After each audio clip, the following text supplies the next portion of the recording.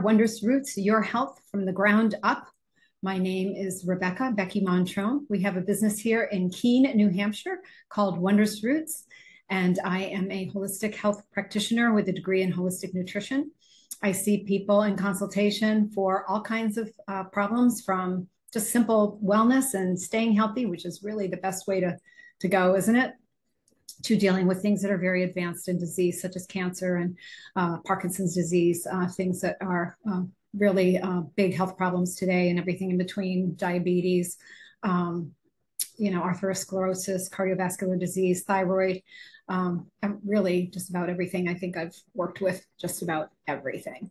And somebody will come in and say, oh man, they'll sit down and start like a kind of a complicated thing and say, you probably think I'm really, and I'm like, no. That's kind of the people I have a reputation for working with, are people with severe problems.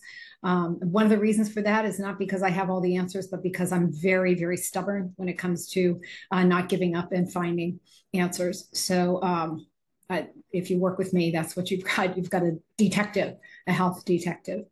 Keeps me learning, and it keeps me really able to help people in a continuing fashion. In other words, working with somebody, say, with a serious illness, and then learning more and adding to that and learning more. So it's really very rewarding work for me.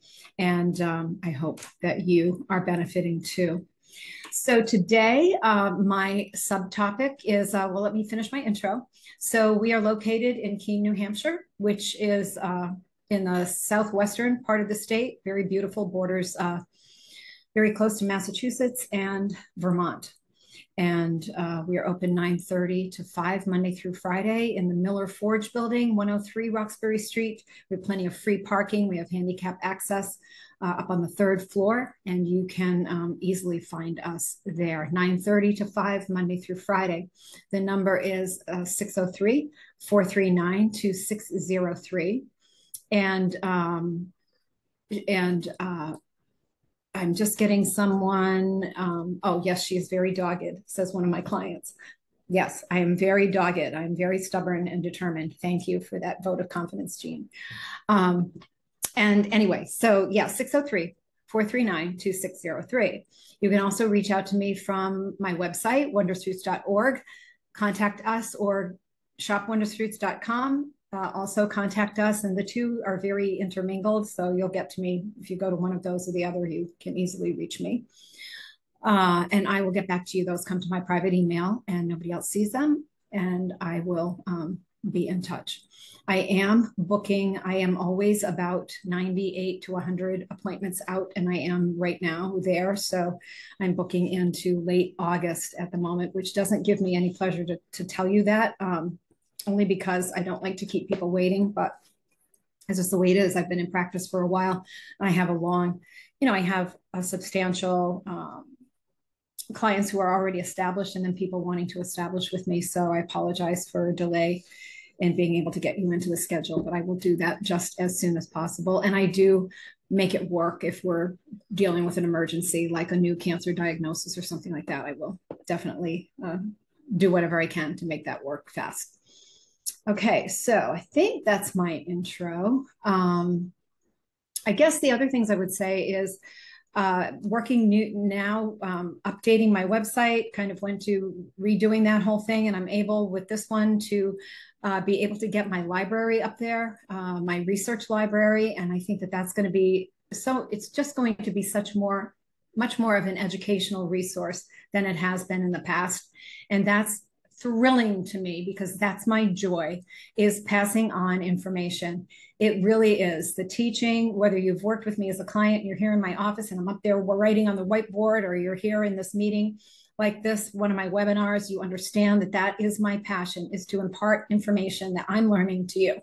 Because with that information, we can make big changes that are significant in our lives, and make a change in the trajectory of the course of what's going to happen in our future when it comes to our health, and what is happening right now, and in the lives of those we love, and in prenatally, just in affecting unborn children.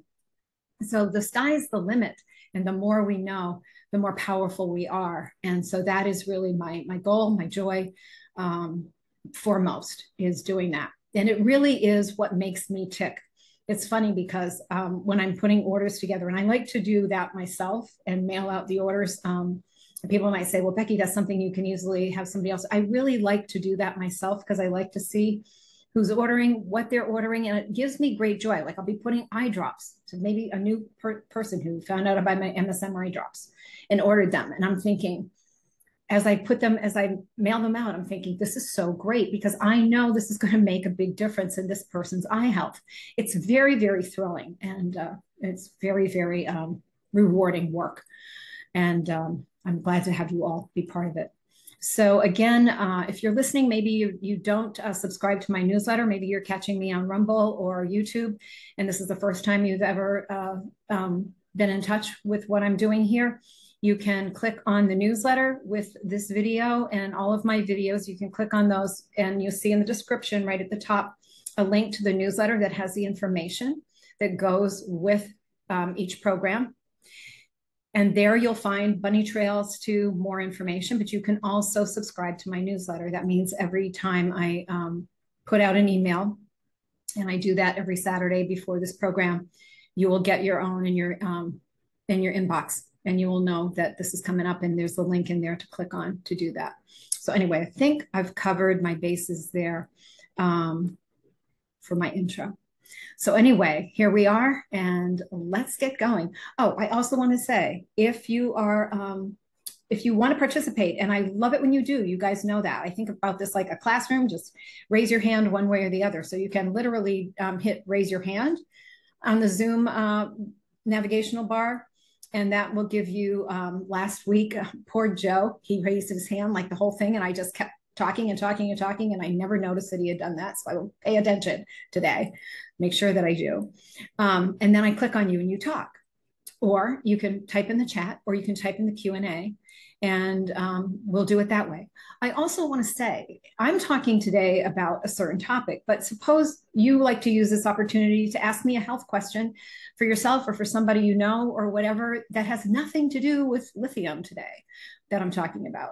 That's fine. I love being a resource. So if you just want to ask me a random question, if it's something I can weigh in on, I'm happy to. I love doing that. So without further ado, I'm going to share my screen. And go to my newsletter. Okay. So I thought this was really cool. Now I got to pull my,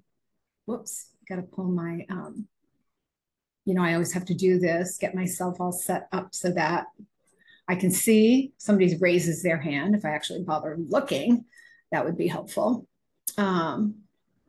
And participants, so I can see who's with me in my class. Okay, and today is June 22nd. I should always say that when I'm starting out today, June 22nd, 2024. Okay, so lithium. I talked about lithium back when I was doing this on the Blog Talk Radio, and that was great, but there's just so much more to uncover here. And again, this is like so exciting because this is a simple mineral that many of us are deficient in, and we need very small amounts to really impact our health amazingly. It's so exciting. So, I mean, it's just such an easy fix. It's an easy fix, but the potential for its impact on so many areas of our health is off the map amazing. And I would say virtually, if not literally, every single person I'm working with, I have on lithium orotate because, well, number one, the B vitamins are so important, like folate and B12, but without lithium, we can't get them from the bloodstream into the cells. So I'm like, why would I put somebody on B vitamins and then not be sure that they can actually get them into the cells of their bodies? So right there. But when we do that, they're getting a host of other benefits, whether they like it or not. They just are getting a host of benefits. And it's something, of course, that I wouldn't be without. I take it every night. Okay, so Anyway, let's just kind of read through this a little bit. In the case of lithium, the first clue that we got from European health spas, this was back a while. Some mineral springs in Europe acquired the reputation of being able to rejuvenate old people. And we're talking like 1800s. The springs made them feel better, made them function better, and improved their memories. They generally seem to restore old people, especially when they soaked in and drank the spa water for a month or two, long enough that something in the water might have an effect. The Vichy France spa had a great reputation, and its water is still bottled and sold all around the world. It contains 3.5 milligrams of lithium per liter, according to Dirk and Sandy's findings, and this, they suspect, is a beneficial amount. Now, Dirk Pearson and Sandy Shaw. Dirk Pearson and Sandy Shaw wrote the book Life Extension. It's a huge tome, like this thick. My father purchased me a copy back in the, oh gosh, I want to say the 80s. Well, whenever it first came out. And that was probably the 80s. I'm thinking. Anyway, that was like an amazing tome. They are biochemists and research scientists, and they really kind of uncovered the lid on things that are anti-aging, talking about things like the things I talk about. But this is really one of the things they hit on here was lithium is one of the things, one of the many things. And so they say it contains about 3.5 milligrams of lithium per liter, this water of Vichy, France. And I hope I'm pronouncing Vichy correctly. I don't know French. I think it's a beautiful language to listen to. But anyway, le de Vichy, or something like l'eau de Vichy, probably like that. Anyway, that sounds really good. Water of. So anyway, so while I'm talking about that, I'm going to take you to this kind of little anecdotal, well, this kind of interesting story way down here. So when I first went public with Wondrous Roots, so that means my daughter got her driver's license, and then I incorporated and actually started up a business in a physical space. I say when my daughter got her driver's license, it's kind of funny, but that's really true, because then she was able to, get herself, she was a very serious dancer, and get herself where she needed to be. And I was a very dedicated stay-at-home mom. So while she needed me, that's where I was. And in any case, so started out and I had a couple of partners. So we were our separate businesses, but we came under this umbrella that we called Wellness Springs, or something, Health and Beauty Springs. It's like, that was 18 years ago, so I don't even remember the exact name that we were under, but something Wellness Springs. It was, we had a massage specialist, and Patty was an esthetician, and she did all natural stuff. She used the Jane Ireland line of skincare things, and all of their things are all botanical and stuff like that. And she called her business Lithia Springs, because of this Lithia Springs history in Londonderry, New Hampshire, where we were located. And so that's really cool. I found the story in in the archives of Dairy News, as you can see there. So okay, anyway, a little more than a century ago, the town of Londonderry was honored across America, not because of its history, but because of its water. The story begins in the summer of 1882. A drought had dried up the well of farmer Jeremiah Avery, who lived 1826 to 1907. So he sent his 15-year-old son Frank out with a dowsing rod to find a place to dig another well. Sounds so New Hampshire, doesn't it? While wandering, the young man fell into a hole and discovered a natural spring flowing from a granite outcropping. This strange tasting water was discovered to contain 8.620 grains of lithium bicarbonate per gallon. Soon the Averys began selling it locally in 3-gallon clay jars as lithium water that was good for what ailed you. Anyway, this kind of all goes on. And eventually it gets very much exploited. so that you can read that story to the tune of, finally it gets taken over, and they start, the people who take it over, just like everything, right? They pollute it. They're like, they can't, this was legit, what was coming out of this guy's well, but they could not keep up with that. So what they did was they used water, and then they carbonated it, and they added sodium chloride and bicarbonate to give it that mineral taste. And then they actually, when it was actually tested, they found that it only had, one 1200th grain of lithium per gallon, which for all practical purpose equaled no weightable amount of lithium. So anyway, the whole thing went bust. But the original well was fine in Londonderry, and the original thing. So it was anyway. In New Hampshire, we've got a little bit of history there. I thought that was pretty cool. So anyway, we'll go back up here. So what is it about the mineral lithium that makes it so good for us? Is it possible that by making sure we are getting enough of this trace nutrient on a daily basis, we might be able to prevent much dreaded diseases such as Parkinson's, Alzheimer's, ALS, Huntingdon's, and more, even cancer? Is it possible that making sure we are getting enough of this vital nutrient in trace amounts daily could rid us of depression, anxiety, improve ADHD, and even autism? So today I'm focusing on a wonderful paper I have printed and distributed to countless clients over the years. This is something, if you come in here, it's almost a groan. It's like my printer just keeps going and going and going. And I've got this albatross of a printer here. It's an HP laser jet that I've had since the 1990s.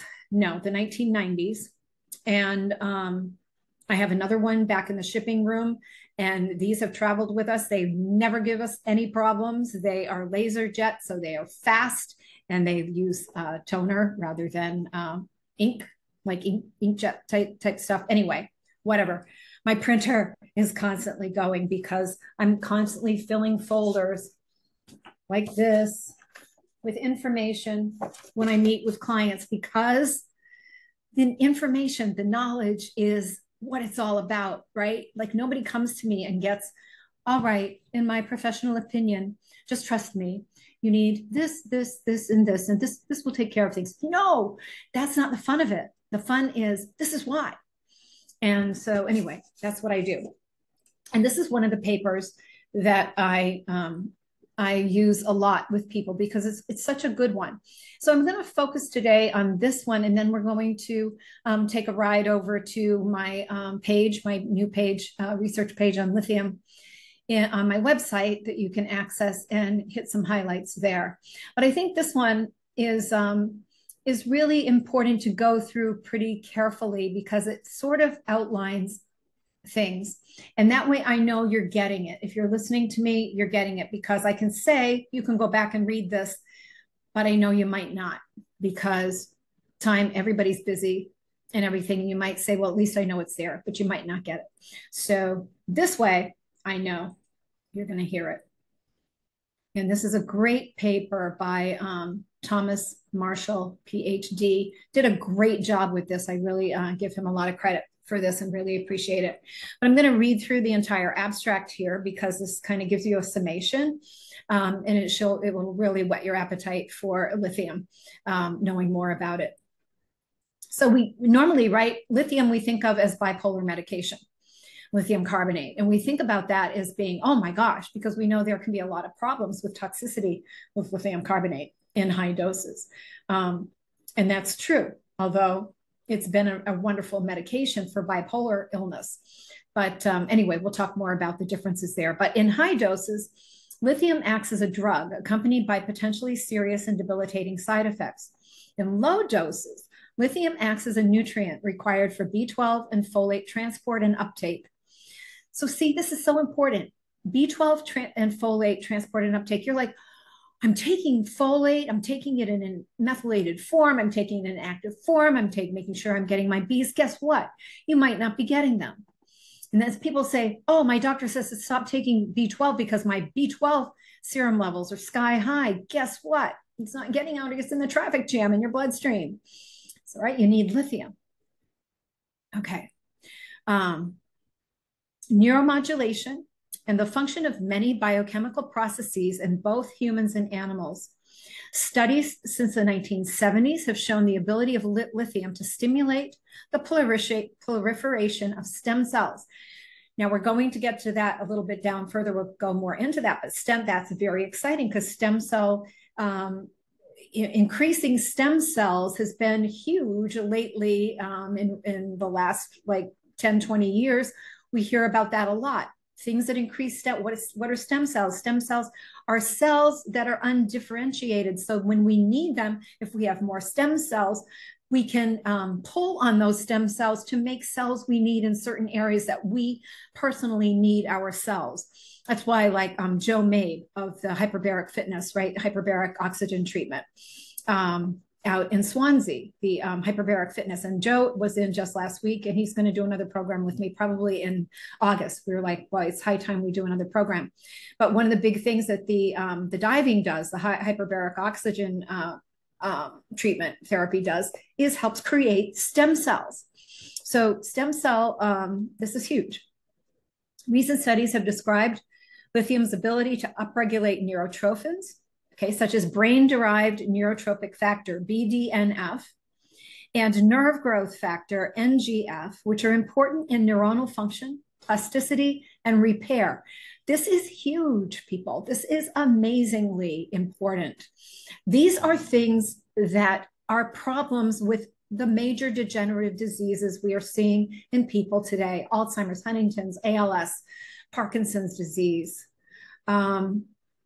These are things that are going awry, right? They're not happening the way they're supposed to in the brain. And so, but guess what?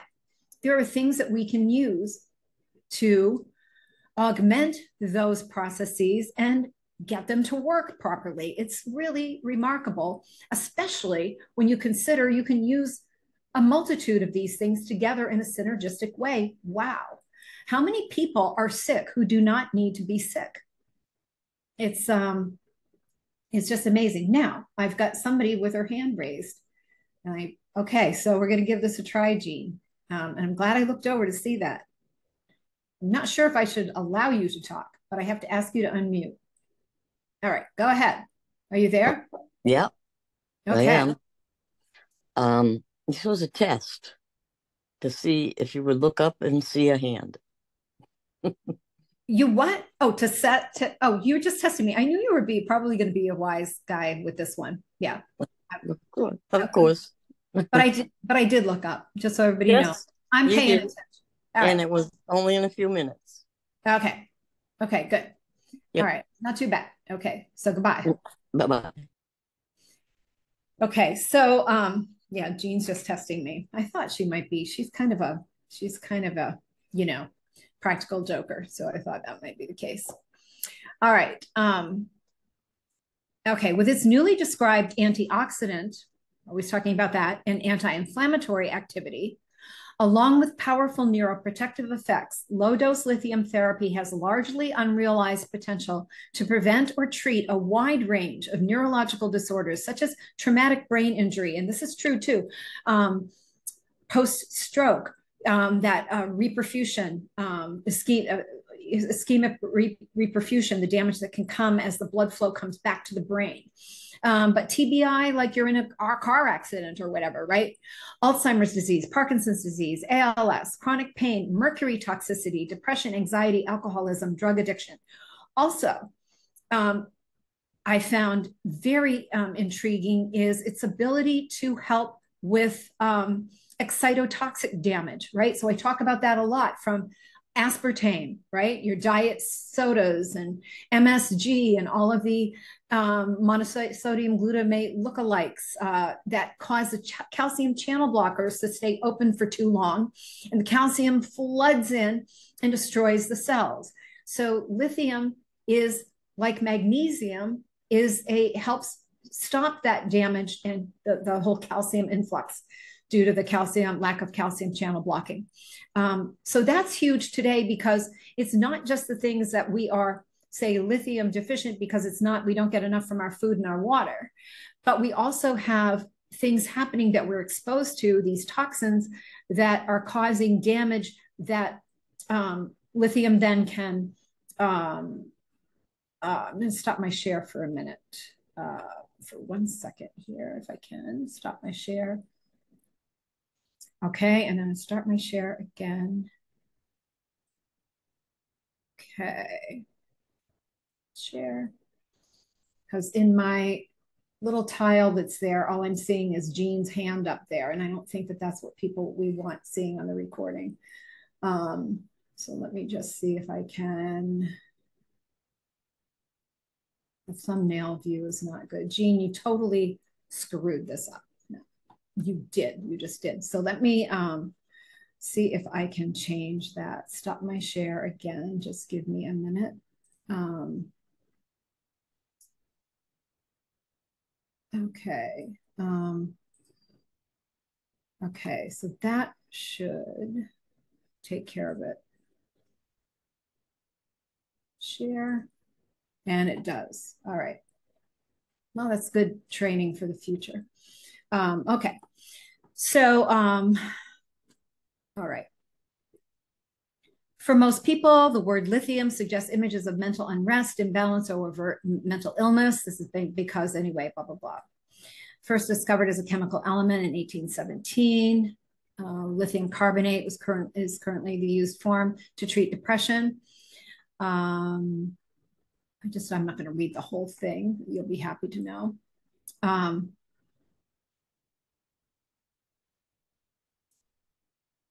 We have known for years that animals need small amounts of lithium for reproductive health and maintenance of general health and wellness. And this person writes, in studies conducted from the 1970s to the 1990s, rats and goats maintained on low lithium rations were shown to exhibit higher mortalities, as well as reproductive and behavioral abnormalities. It's very interesting because we're going to see that lithium is super important for, and I have my women I'm working with who are pregnant, I have on lithium orotate, and it's huge for protection of the fetus in utero, and that's really cool. So lithium appears to play an especially important role during the early fetal development, as evidenced by the high lithium contents of the embryo during the early gestational period. Lithium is found in variable amounts in foods. Primary food sources are grains and vegetables. In some areas, the drinking water also provides significant amounts of the element. In humans, defined lithium deficiency diseases have not yet been characterized, but low lithium intake from water supplies were associated with increased rates of suicides, homicides, and the arrest rates for drug use and other crimes. That's really cool. They did a major study in Texas. They took different municipalities in Texas, and they measured the level of lithium in the drinking water supply. And then they measured the rates of those problems: suicide, homicides, arrest rates for drug use, and other crimes. And there was a clear correlation that could not be denied. I mean, that's been considered a pretty hallmark study. Wow. I mean, who knows that? I don't know. I don't think your doctor knows that. I don't think a lot of people, I don't think mainstream medicine is very well informed about that. It appears that when people have deficient lithium intakes, they experience poorer moods and are more easily agitated and reactive, as seen with increased rates of suicide, homicides, and violent crimes in areas with low lithium in their water supply. Lithium is also important for enhancing transport of two other critically, we talked about that, B12 and folate, but B12 and folate themselves are mood-associated parameters, right? The stimulation of the transport of these vitamins into brain cells by lithium may be cited as yet another mechanism of the antidepressive, mood-elevating, and anti-aggressive actions of lithium at nutritional dosage levels. Wow, how healthy would we be if we weren't missing these critical nutrients? And we've talked about a lot of them here in the past: magnesium, iodine, selenium. So many nutrients we're just not getting. But guess what? We can get them. If we know to get them, they're not hard to get. They're not expensive. I mean, lithium costs like nothing. We have a lithium orotate is what I use at 5 milligrams. So 60 capsules retails for $22. So you've got like a 2-month supply. It's not It's not a bank breaker. Okay, it says factors such as dietary sodium and caffeine intake increase lithium excretion and thus increase our requirement for this essential trace mineral. Along with these prevalent dietary factors, stress and excitotoxin exposure, what I was talking about, aspartame, MSG, glutamate lookalikes. So if you're eating processed food, forget it. You're getting excitotoxins, autolyzed yeast, a hydrolyzed protein, hydrolyzed soy isolate, or whatever. You just look, or it might just say on the label spices or natural seasonings, right? They can fall under an umbrella. That's why you just stay away from processed food. Just stay away from processed food because you can probably bet it's got excitotoxic chemicals in there, whatever it is. But anyway, which raise cortisol and other stress hormones, influence our physiological requirement for a variety of water-soluble nutrients, magnesium, zinc, B vitamins, including lithium, not the B vitamins and the the minerals. So here, let's get into the stem cells. Stem cells are undifferentiated cells capable of differentiation into specialized cell types, have tremendous potential for promoting neuronal repair and recovery. Stem cells come from two primary sources: embryos formed during the blastocyst phase of embryological development, or from, hang on one second. Okay. Okay, both, I was just making sure I wasn't missing anything. Okay, both types. Okay, studies published describe the ability of lithium to stimulate blood cell formation, thus counteracting the negative side effects associated with various medications, such as blah, blah, blah, and chemotherapeutic agents. So this is having a good effect there. They're talking about here, sometimes when you're on chemotherapy, a lot of times it messes with your blood cell counts. They're always checking your blood cell counts, right? If you're undergoing chemotherapy. So lithium helps with this through blah, blah, blah.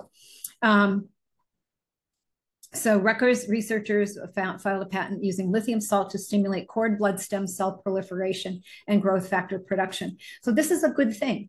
It's a good thing, and for a pregnant woman, this is a wonderful thing. They also found that not that you want to be abusing ethanol, alcohol, but fetal alcohol poisoning, fetal ethanol poisoning is a big problem. Women who drink a great deal during pregnancy have that horrible effect on the developing child. And lithium is a huge protector there. I wouldn't expect somebody who's overusing alcohol to be responsible enough to be also making sure they're getting lithium orotate 5 milligrams a day, but the science is still there. And his lithium effects on neural tissue and blood. So this is really important. We're talking about all this activity in the brain.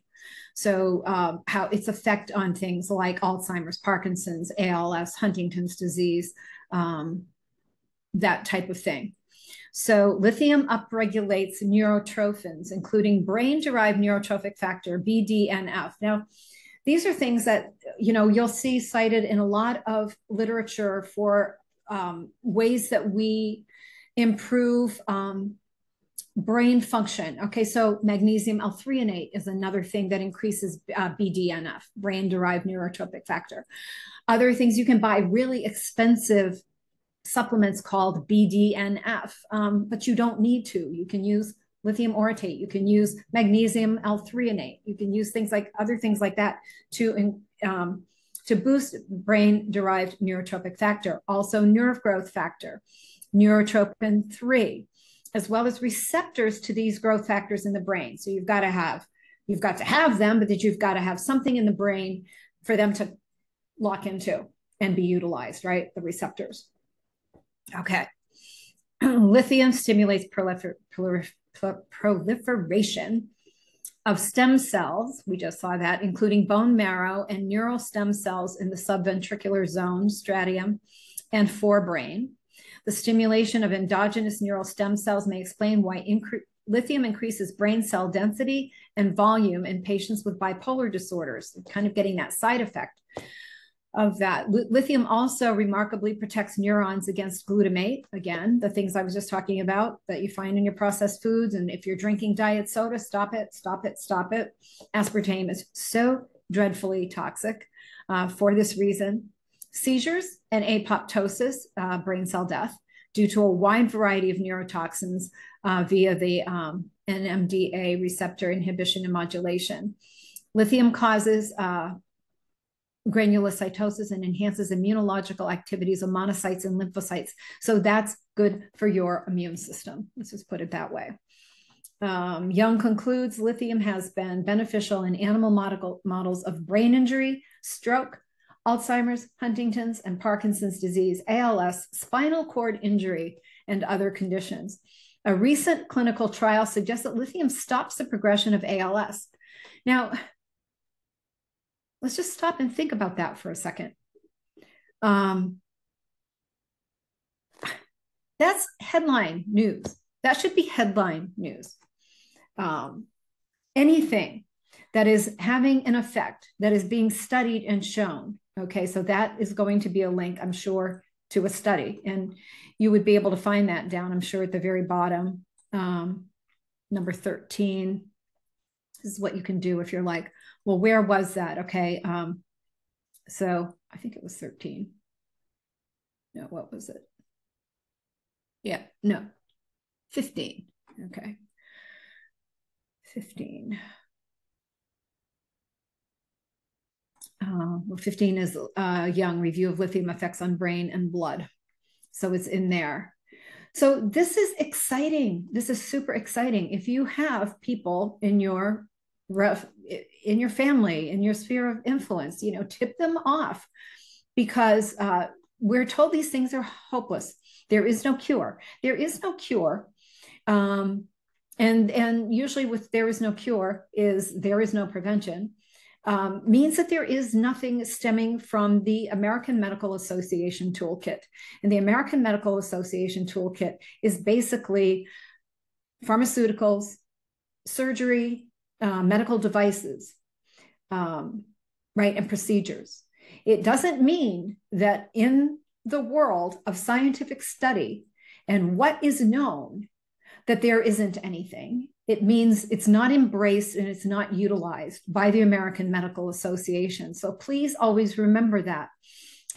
Although the American Medical Association is sanctioned by our government as being the only entity that can diagnose, prevent, treat, or cure a disease, it doesn't mean they're the only entity that can. And so you need to always think outside the box. Super important. The mechanism of how it protects the brain cells, all you can see more there. Alzheimer's disease. Recent findings implicate changes in BDNF levels in the pathogenesis of Alzheimer's disease. An early increase may reflect a compensatory repair mechanism in early neurodegeneration and could also contribute to increased degradation of beta amyloid. But during the course of the disease, the BDNF decreases, correlating with the severity of dementia. In other words, it's like the BDNF levels increase at the beginning of Alzheimer's disease, but then they showing that you need it to do that, but then they decrease, and then you can't keep up with the degradation of the beta amyloid protein, prion. That is the sticky junk in the brains of people with Alzheimer's disease. Strategies that increase BDNF levels in the brain could thus be a primary target in the prevention, slowing, and perhaps reversal of fundamental biochemical deficits and changes that drive Alzheimer's disease. Why isn't this being shouted from the rooftops? I know I'm getting like a little, but I'm like, don't you feel the same way? I mean, certain things should just be shocking. It's like, well, I'm not hearing about this. My doctor doesn't know anything about this. I've just been diagnosed with my husband's just been diagnosed with Alzheimer's disease, and we're devastated, and we're doing everything we can. Have you heard of this? Anyway, they talked about different things that can raise BDNF and its effect on Alzheimer's. It says here in the follow-up study, the putative neuroprotective effects of lithium rely on the fact that it modulates several homeostatic mechanisms involved in neurotrophic response. Autophagy, that means getting rid of cells that are defective and need to go. Oxidative stress, that free radical damage, the oxidative stress that we use antioxidants for. inflammation, and mitochondrial function, right? So mitochondrial function, these things are all involved. We cannot wait for our medical system to figure these things out and bring them to us. We have got to jump ahead by light years and do these things for ourselves and do it now. And we can. That's a wonderful thing. We can. In a landmark study, Nunes et al. Found a small dose, 0.3 milligrams of lithium administered once daily to Alzheimer's disease patients prevented cognitive decline over a 15-month period with significant differences seen in the treatment and control groups by the third month and progressing through the course of treatment.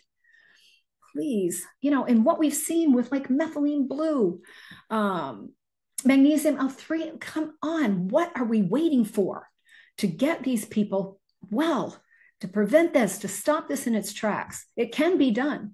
It can be done.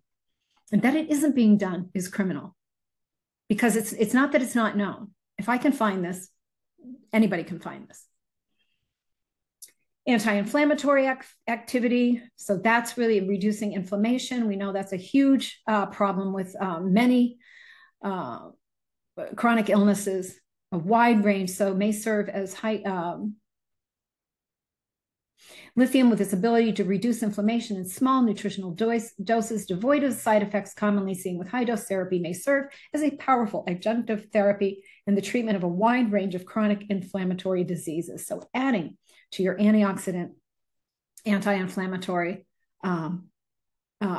arsenal there.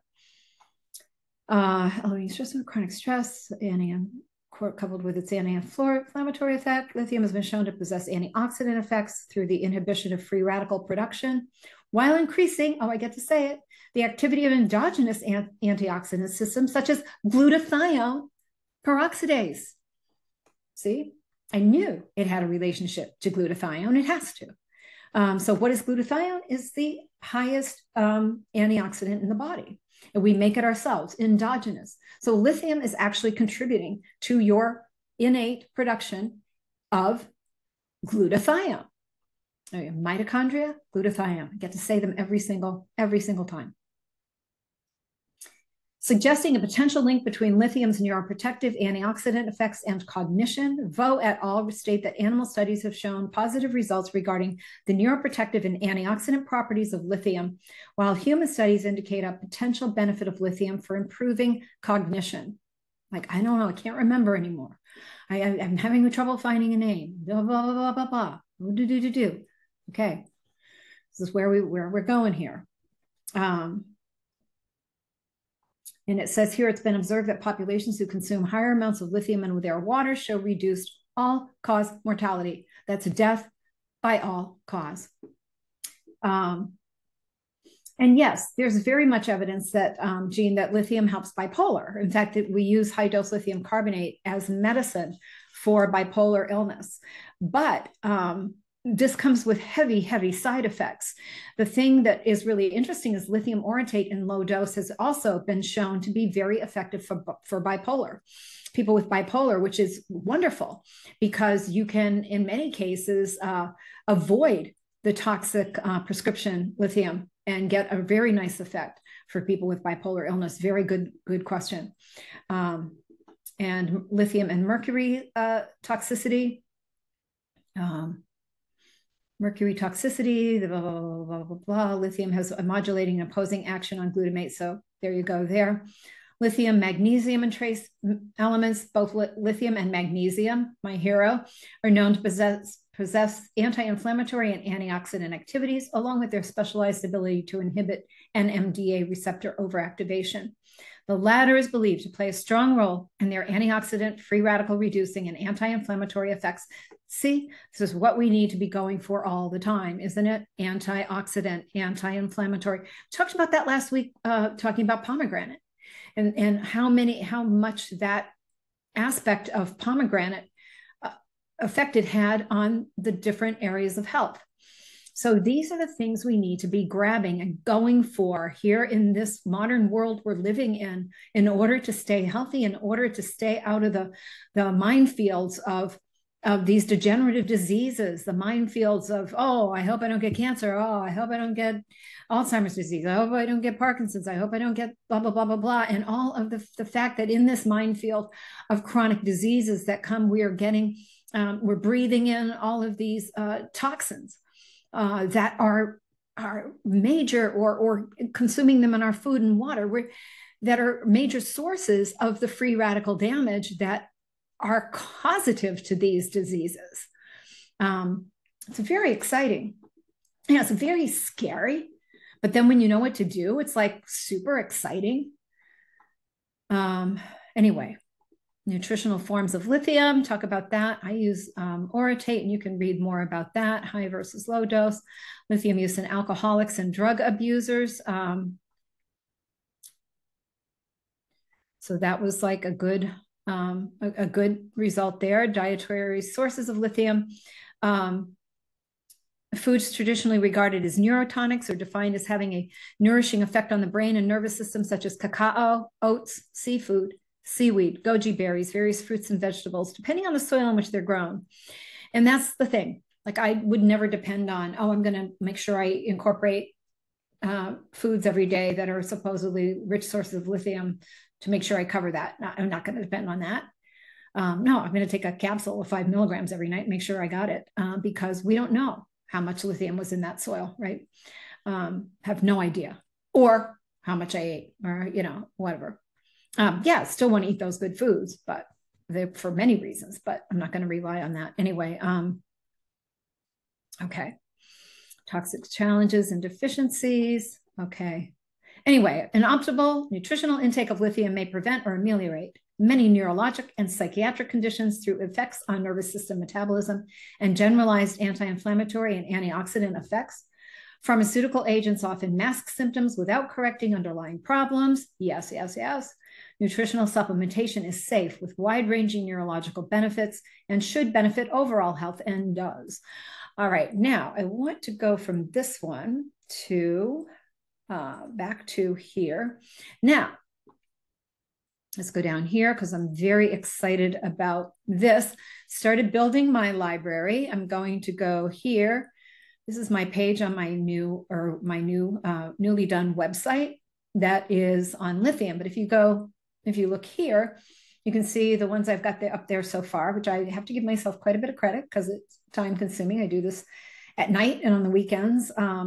Alzheimer's disease, cancer, DHEA, glutathione, iodine and selenium, lithium, magnesium, melatonin, methylene blue, MSM, progesterone, serrapeptase, nattokinase, and thyroid. So if you want to know, like, these, what I'm doing is I'm transferring key files from my research files that are my personal files. And what I do is they here are as PDFs, right? So the beauty of this is that what happens a lot of times is when I might put something up there, if I'm just linking to the page that this was on the web, eventually, if this comes down, there's going to be a broken link and you're never going to be able to find that. But no, these I've converted into PDFs. They're in my files. So as long as my website exists, these files are there and they'll always be there. So, here again, we find, is violence a part of the lithium deficiency state? That's just one of the files that you can see there. And then what you'll find is, I did find too, a really good book that I'm going to get, the Cinderella story of nutritional lithium, the untold story of the mineral that transforms lives and heals the brain. What happens is, as I'm working with people and as I'm researching, I'm always adding to my files, and I add to my own personal files. But every time I do that now, I will add more files to here, where you can access them too. Or you can send somebody, you can say, oh, Becky has on her website, you can just go, if you're interested in glutathione or whatever, you can go to her page. It's just, people really like having that access. And that's what I love, because I love to educate. But I just was wondering this morning, I haven't really read much about lithium and cancer. So these I just added to my files and to the page today. So these are things that you're just going to be able to go and see. What did I want to see? I wanted to go to a few this one, I just started with a new person with advanced Parkinson's disease this past week. And I wanted to do my program today on Parkinson's, but I'm doing a whole PowerPoint presentation on it. I'm super excited, very, very excited. I do work with Parkinson's people. My Parkinson's people do much better than the average. And I found a couple of really cool things. Well, what I really found out this past week was, you know how I talked about palmitoyl ethanolamide? And I talked about that with regard to pain a few weeks ago. And then I mentioned it again last week. And then with regard to, I can't remember, but I found out that micronized palmitoyl ethanolamide, PEA, is very key for Parkinson's. And then I found a micronized supplement. So that's going to be in my thing, but I'm going to be doing a whole PowerPoint. This will be next week on Parkinson's. But here we have lithium. Low dose lithium reduces side effects from the most common treatment for Parkinson's. So when you have the carbidopa, levodopa, lithium can go in and help with that. But we're also going to find other things. There's other ways that lithium helps with Parkinson's, but that's just really very interesting. And I'll get more information on that and Parkinson's. Let's go to something that we haven't really talked about.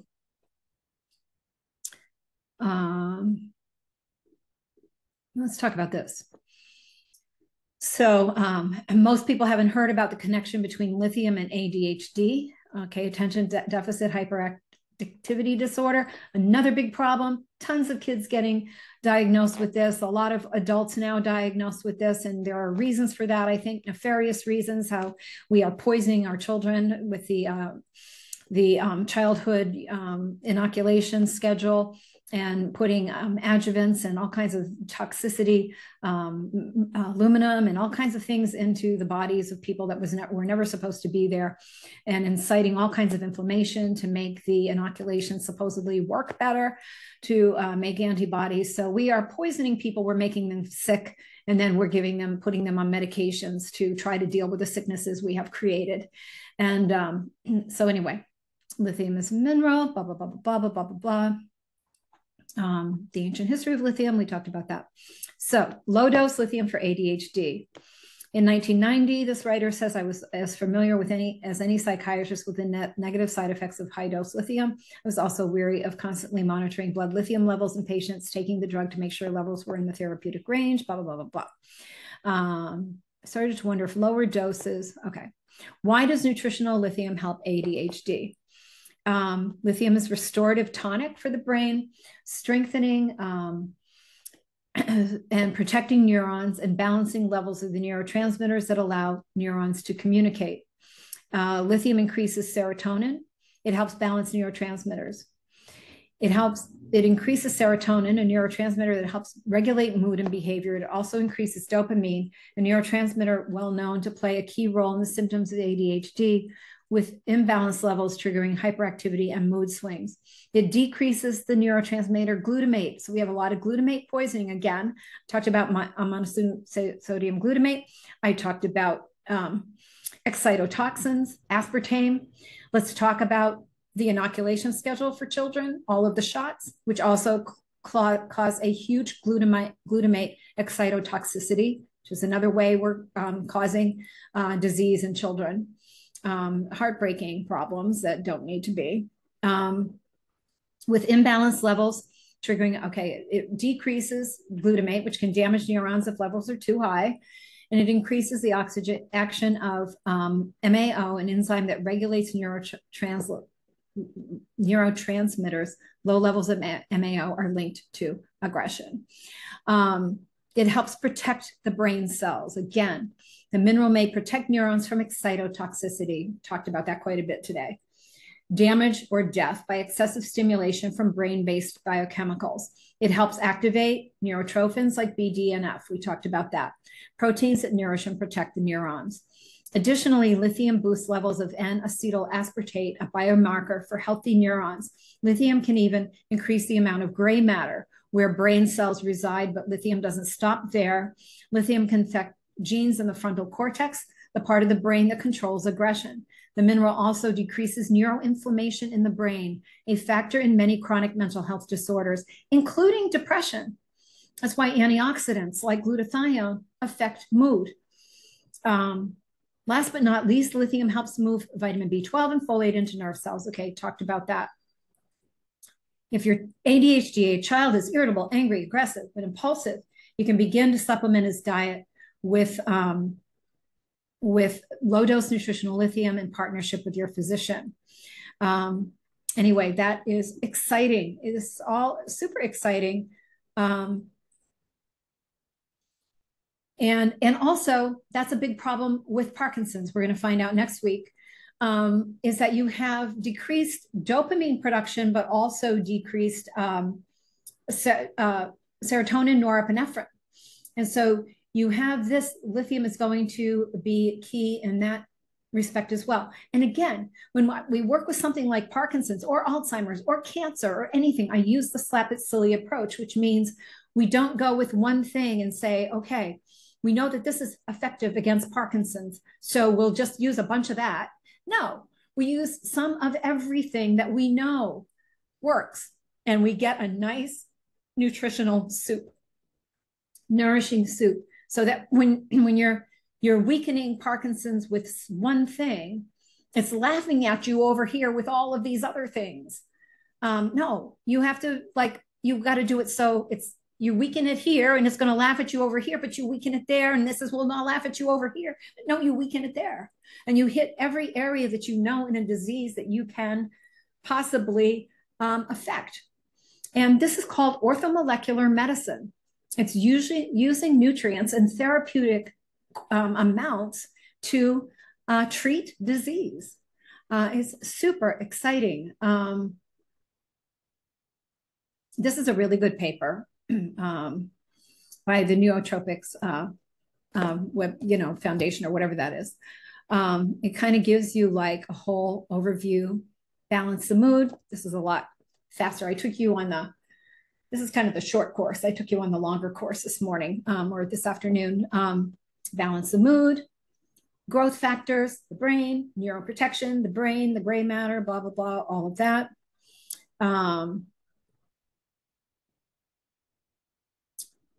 Stabilizes mood, protects your brain. Here we go. Glutamate, okay, so it goes after that glutamine toxicity. So lithium it inhibits the overactivity, and that overactivity is seen in Alzheimer's, Huntington's, Parkinson's. Traumatic brain injury. And here you have a bunch of benefits. So depression, suicide, stabilizes mood, blah, blah, blah, blah, blah, blah, blah, blah, blah. It also helps people who are on medication, like antidepressant medications. It helps them work better. It helps them work better. So that's super wonderful. Autistic children. Again, most autism can be prevented. And if we stop injecting things into children, poisons into our children, it would be very helpful. Balancing neurotransmitters, inositol, transporting vitamin B12.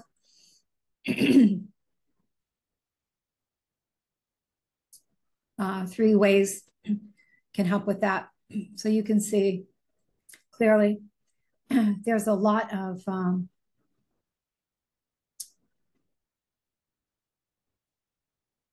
another one there.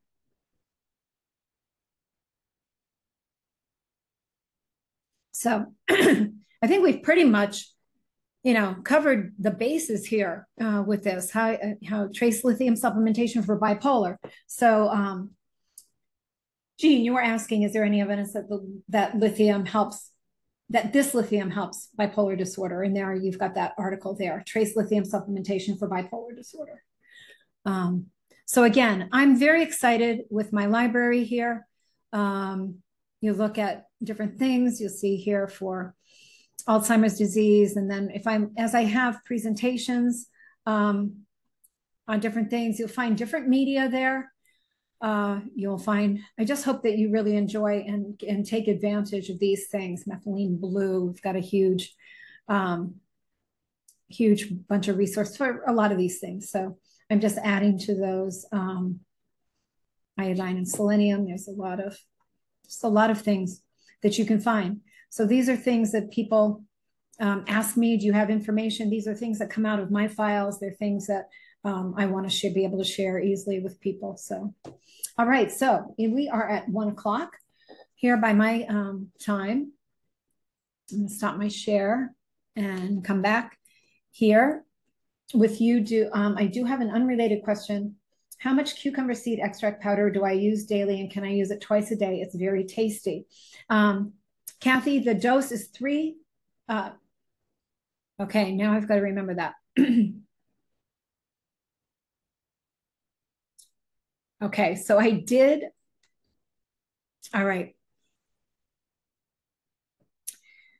Give me 1 second to answer that question, because I think it was 300 milligrams a day.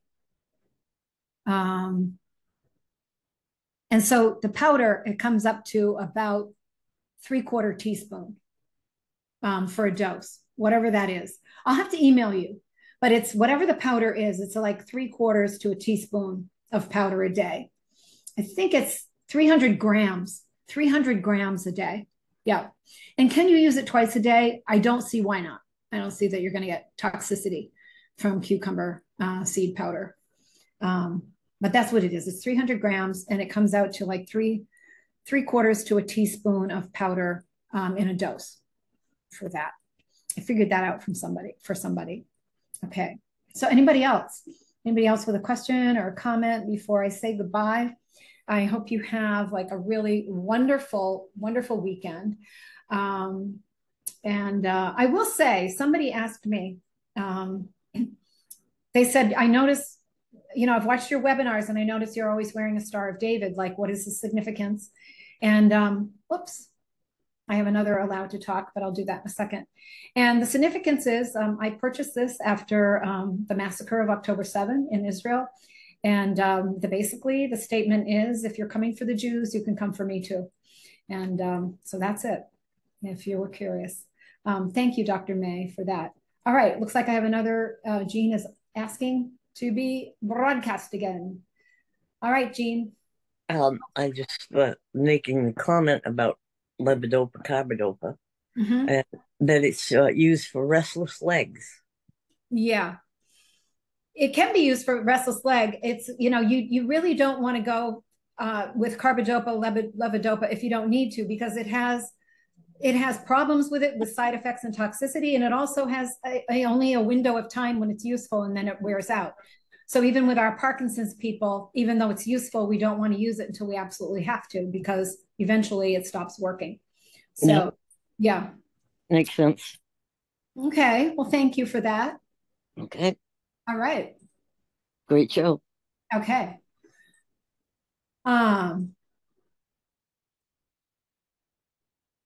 Okay. So, what I'm going to say now is, let's say goodbye. I hope you have a wonderful weekend and a great week coming up. I will be back next week. I'm going to be working fast. I'm going to be working very intensively on my Parkinson's presentation and getting some more files of other things up on my website this weekend. And anyway, everybody be well, be blessed, and have a great day.